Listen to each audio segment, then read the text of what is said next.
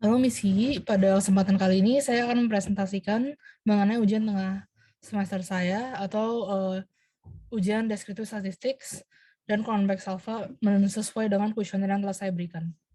Jadi sebelumnya mari saya akan share screen terlebih dahulu. Nah, dalam pembuatan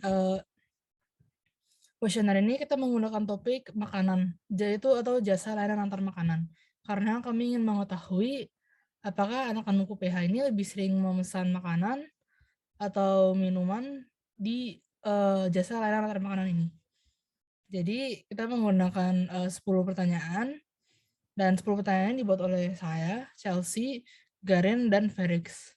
Lebih tepatnya 4 pertanyaan dibuat oleh saya, 3 pertanyaan dibuat oleh Chelsea, 2 pertanyaan dibuat oleh Garin, dan 1 pertanyaan dibuat oleh Felix.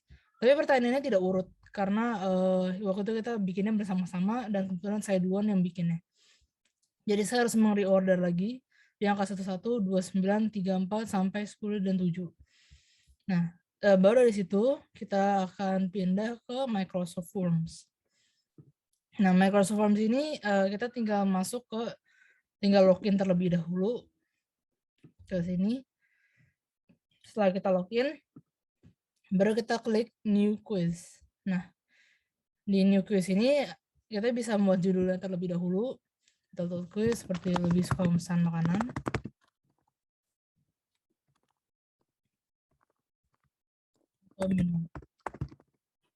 Terus di sini enter a description. Description ini adalah introduction untuk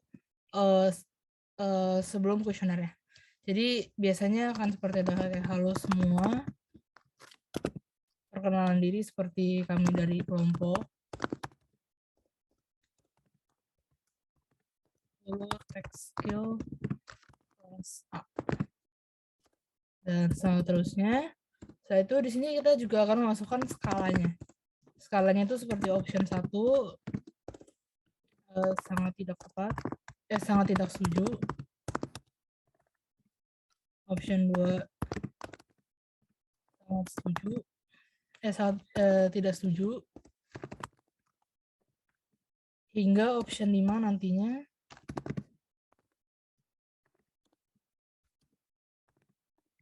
itu sangat setuju.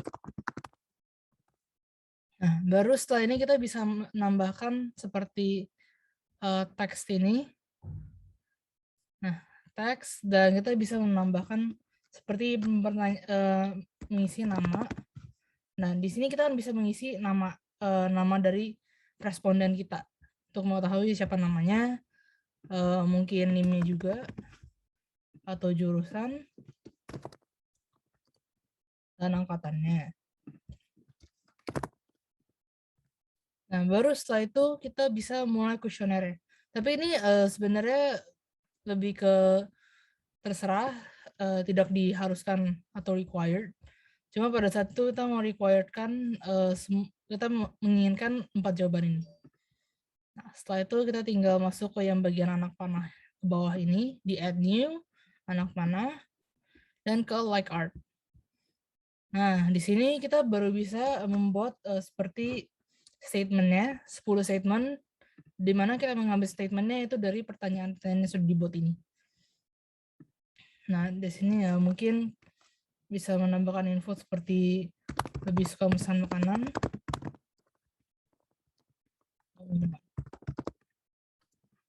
Nah, statement pertama kita ambil mengikuti reorder sini, yaitu satu adalah pertanyaan pertama. Jadi tinggal copy dan di paste saja. Seperti ini. Statement 2 juga sama, 2 adalah 9.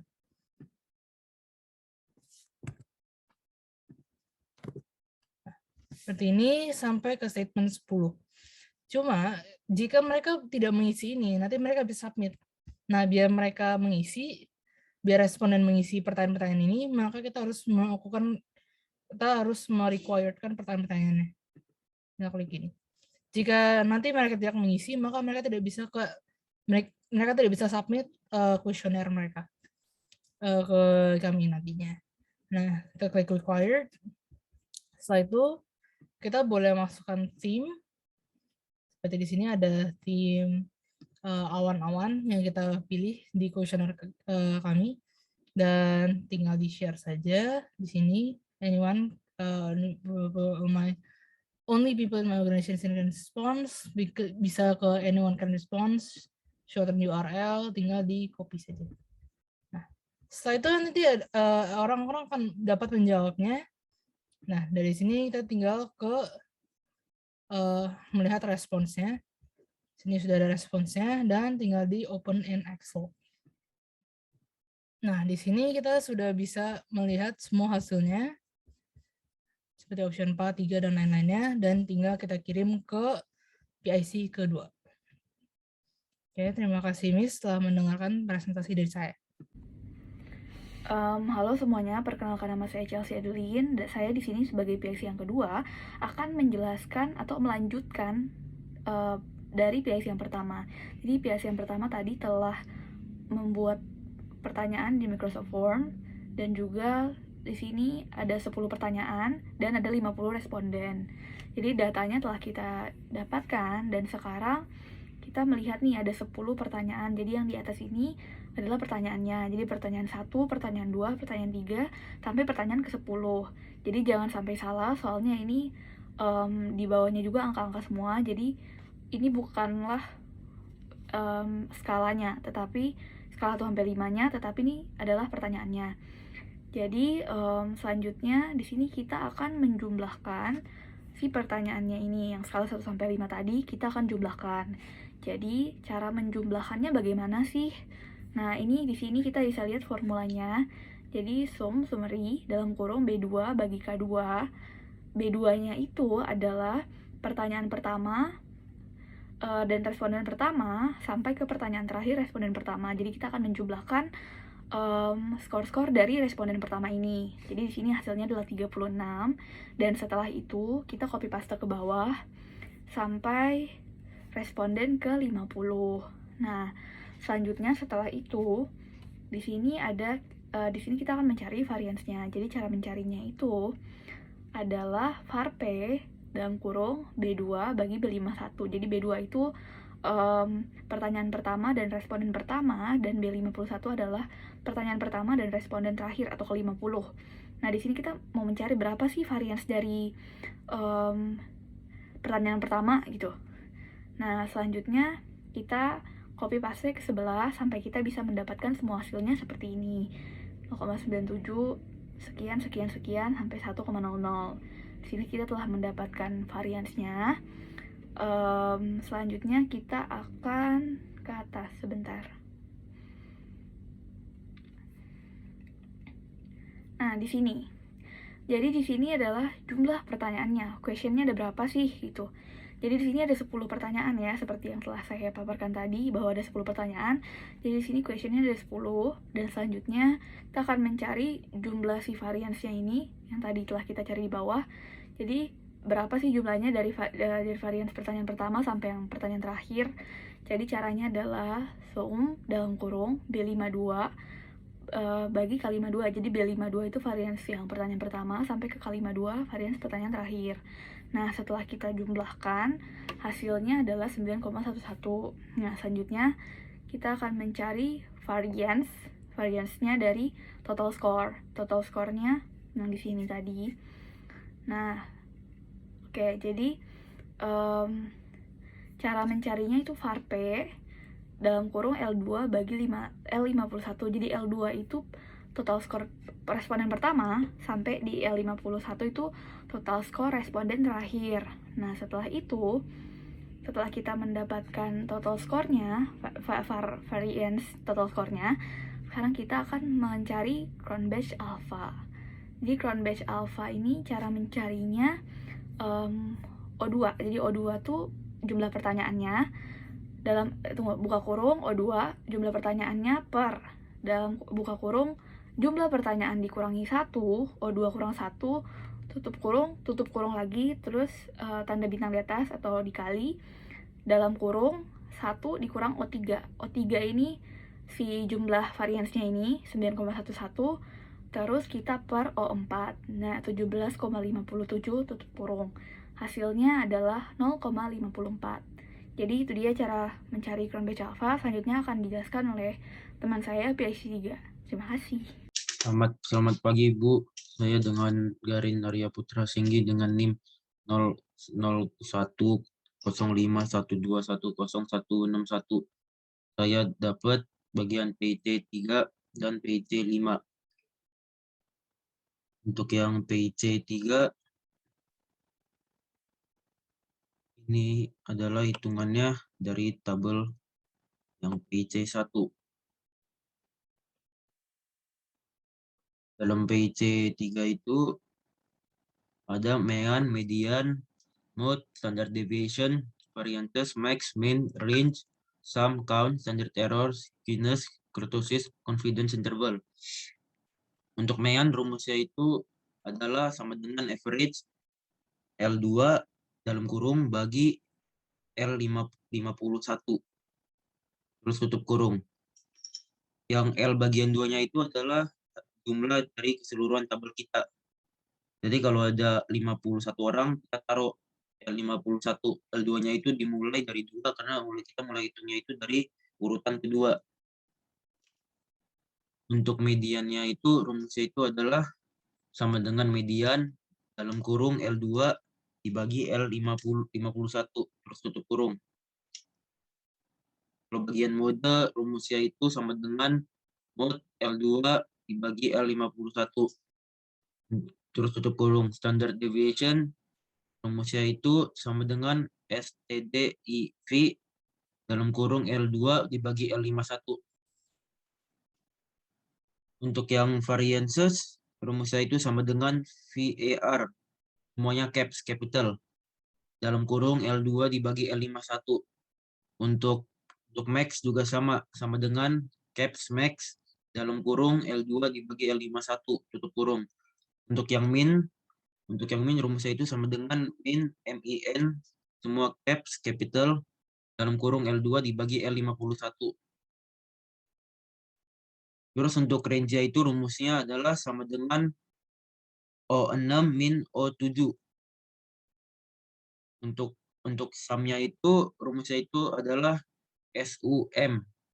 SUM itu adalah yang dari rumus sum. SUM itu semuanya capital. Harus capital SUM all caps. Dalam kurungnya itu L2 dibagi L51 tutup kurung. Untuk count-nya rumusnya itu COUNT. Tapi di awal kita harus pakai sama dengan dulu. COUNT-nya itu semuanya caps, ya capital huruf besar. Dalam kurung L2 dibagi L51 tutup kurung. Untuk standard error rumusnya itu sama dengan O caps 4 dibagi SQRT semuanya caps dalam kurung 0 10 tutup kurung. Untuk bagian skewness rumusnya itu adalah sama dengan SKIW semuanya caps huruf besar semua di dalam kurung L2 dibagi L51 tutup kurung. Untuk kurtosis itu rumusnya itu adalah KURT semuanya all caps di awal di sebelum KURT kita harus ketik sama dengan dulu. Jadi rumus kurtosis itu sama dengan KURT dalam kurung L2 dibagi L51. Untuk yang terakhirnya confidence interval itu rumusnya itu adalah sama dengan O12. O-nya itu capital ya huruf besar. O12 terus bintang 1.95. Itu adalah rumus dari ini semua. Itu adalah bagian dari PC 3. Terima kasih Bu memerhatikan. Halo teman-teman, nama saya Felix Febrianto Tanto. Hari ini saya akan menjelaskan tugas UTS saya sebagai PIC nomor 4. PIC nomor 4 berisi untuk mengerjakan dua buah lampiran dan satu buah tabel. Pertama, mari kita bahas lampiran. Lampiran yang diperintahkan, lampiran pertama adalah pertanyaan kuesioner berupa teks. Jadi di sini saya membuat lampiran dulu. Mari kita beri contoh. Kita ketik lampiran misalnya. Jika baru memulai ini, kita blok. Lalu kita cari referensi. Saya sisipkan keterangan ini. Kalau pertama kali,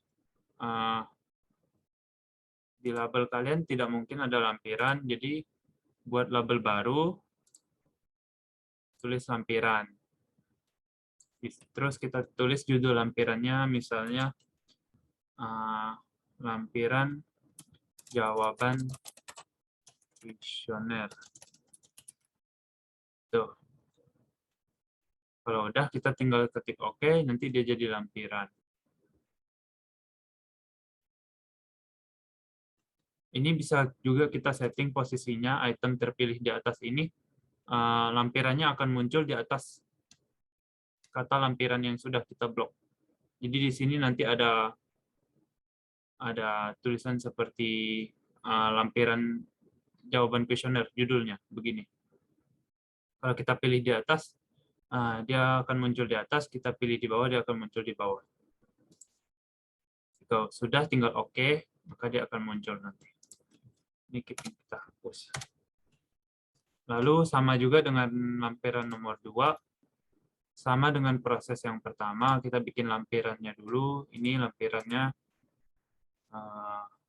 sama, judulnya juga.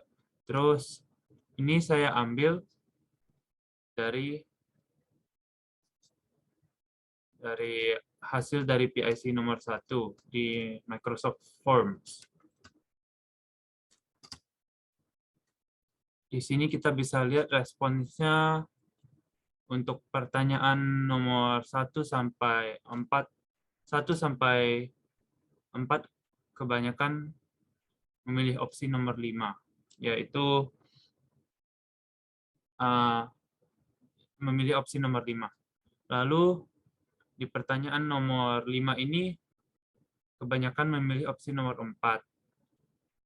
Nomor 6 dan 7 juga kebanyakan memilih opsi nomor 5. Lalu di sini banyak yang memilih opsi nomor 3. Di sini juga, dan di sini banyak yang memilih opsi nomor 4.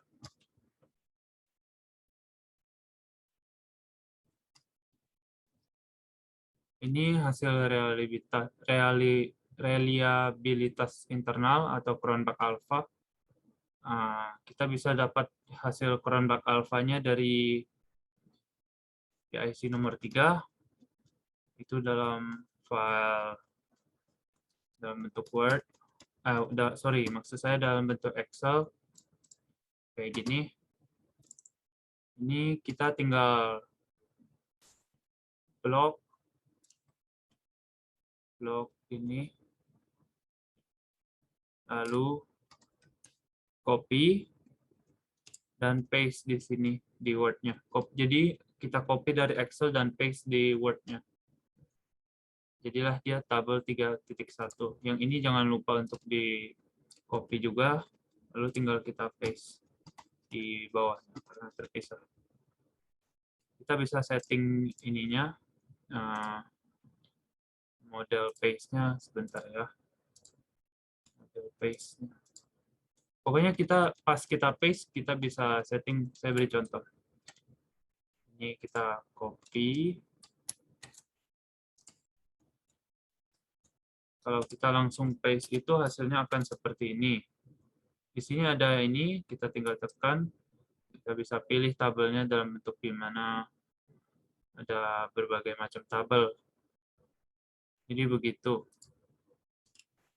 Ini kita hapus. Nah, udah ada.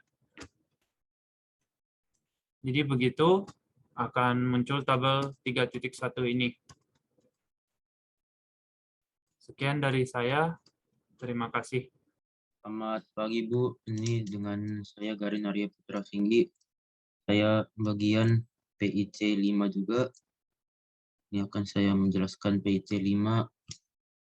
PIC 5 itu yang pertama kita harus ringkasan hasil deskriptif statistik PIV. Dan yang kedua pertanyaan kuesioner tes berupa screenshot.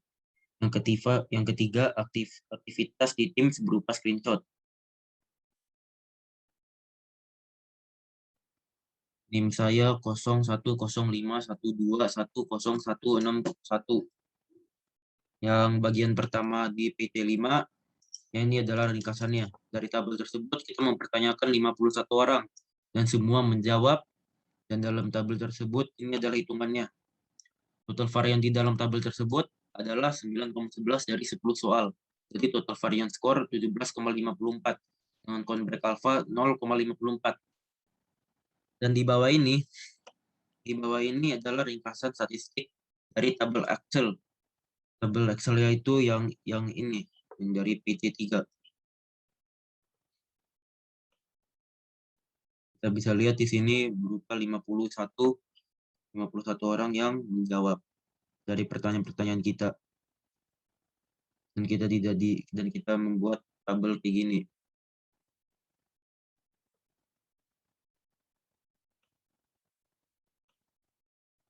Dan dari tabel tersebut, ini adalah hitungan yang dari PC3, yaitu mediannya itu dengan jumlah 36,9, median dengan jumlah 37,5,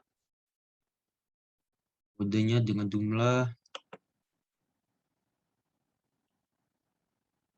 0,00, dan standard deviation-nya dengan jumlah 4,234214382, dan variansinya dengan jumlah 17,93. Dan max itu adalah dari jumlah 44 min 23 dan range 21. Dan ini semua mereka dihitung otomatis di aplikasi Microsoft Excel, dan jumlahnya itu yang di sini nih, di sum. Yang sum itu sama dengan 1845. Dan count itu jumlahnya itu adalah 50.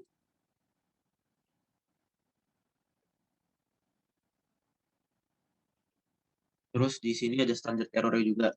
Standar error-nya itu jawaban jumlahnya itu adalah 1,3389,76155. Minusnya itu min 0,9,0.13870098. Dan kurtosis dengan jumlah 1,734,068,726. Confidence interval dengan jumlah 2,611,0003502.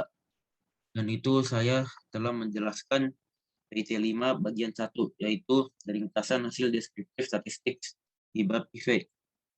Yaitu ini adalah ringkasan tersebut. Terus di bagian 2 PT 5 yaitu pertanyaan kuesioner tes berupa screenshot di bab 3.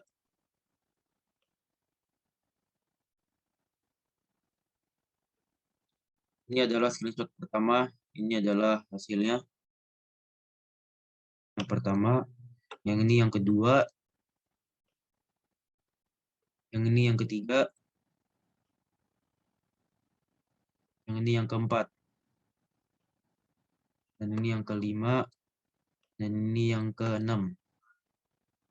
Ini semua adalah dalam satu tabel ya Bu. Tapi jika saya screenshot kebagi jadi 6 bagian. Ini semua adalah dalam satu tabel. Kira tidak mencukupi kalau saya screenshot semuanya dalam satu kali screenshot. Ya, ini bisa dilihat ini adalah PC 5 bagian 2.